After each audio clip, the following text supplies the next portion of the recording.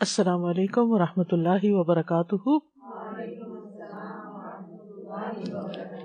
کیا حال ہے سب کا؟ الحمد للہ.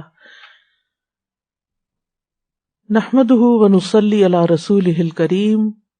اما بعد فاعوذ باللہ من الشیطان الرجیم. بسم اللہ الرحمن الرحیم. رب اشرح لی صدری. پھر اسی طرح توحید کے اپوزٹ کفر بھی ہے، یعنی توحید کا انکار کر دینا. چاہے آپ اللہ کا انکار کر دیں یا اللہ سبحانہ تعالیٰ نے جن چیزوں پر ایمان لانے کو کہا ہے، کیونکہ کفر عدم ایمان کو کہتے ہیں. ایمان کا نہ ہونا کفر ہے. میں نہیں مانتا اللہ کو.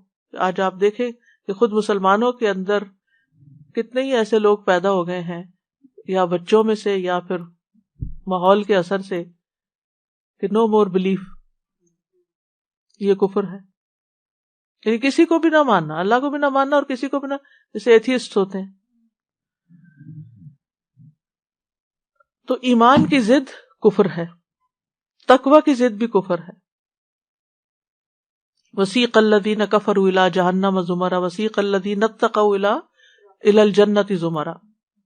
اسی طرح شکر گزاری کا اپوزٹ بھی کفر ہے، اور وہ ناشکری کے معنوں میں ہے. احسان کی ضد بھی کفر ہے. نیک عمل کی ضد بھی کفر ہے. یعنی اس کا 5واں میننگ ہے، یعنی کئی معنی ہیں کفر کے. اور کفر کی 2 بڑی اقسام ہیں، ایک کفر اکبر ہے اور ایک کفر اصغر ہے. بڑا کفر اور چھوٹا کفر.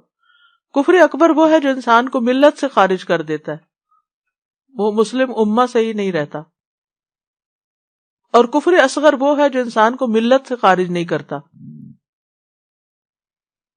کفر اکبر میں انکار اور جھٹلانا آتا ہے، حق سے روگردانی، نفاق یعنی اوپر سے اسلام کا اظہار اور اندر سے انکار، شک و شبہ، شکوک و شبہات، کہ پتہ نہیں اللہ ہے بھی کہ نہیں اور ہم ایسے ہی مان رہے ہیں، پتہ نہیں مرنے کے بعد کوئی جنت دوزخ ہے بھی یا نہیں.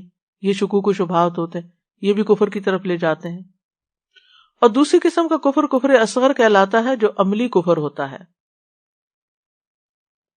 یعنی زبان سے کہہ دینا لیکن عمل میں کوئی ایسی چیز نہ رکھنا.